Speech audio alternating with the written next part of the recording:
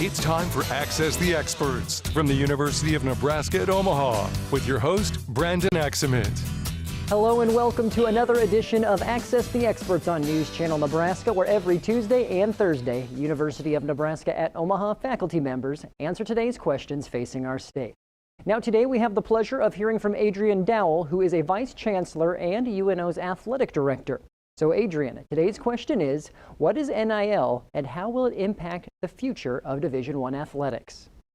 On July 1st, 2021, the landscape of intercollegiate athletics significantly changed as the NCAA adopted new policies permitting student athletes to earn compensation for their names, image, and likeness.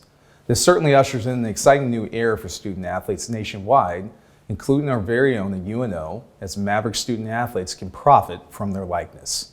Specifically, NCAA rules and Nebraska state law permit student athletes to engage in several NIL activities, including receiving compensation from businesses to use the student athlete's NIL to promote a product or service, using the student athlete's NIL to promote their own business or to promote an entity that employs a student athlete, and also receive compensation to sign autographs or even appear at business or private events.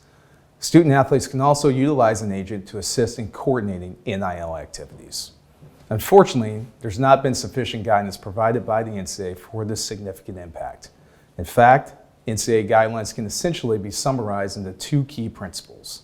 One, it doesn't allow boosters to pay student athletes directly as a reward tied to athletic performance. And two, it does not allow endorsement deals to influence recruiting. In addition to this, many states have passed NIL-specific laws governing how institutions within their jurisdiction can design, guide, and implement NIL policies. These state laws supersede NCAA guidelines and unfortunately are not consistent from state to state, which can provide perceived competitive advantages. As you can imagine, this fairly limited guidance has proven difficult to enforce and has led to confusion and frustration within Division I membership, which UNO is part of. Yet, out of every challenge, a tremendous opportunity is born, including with NIL. At UNO, we can and will use this as an opportunity to further educate our Maverick student athletes. For example, we recently partnered with our College of Business, developing a workshop for student athletes focusing on entrepreneurship, contract law, tax law, brand management, to better prepare them to successfully navigate this era of NIL. We never want prospective student athletes to choose UNO simply due to NIL earning potential.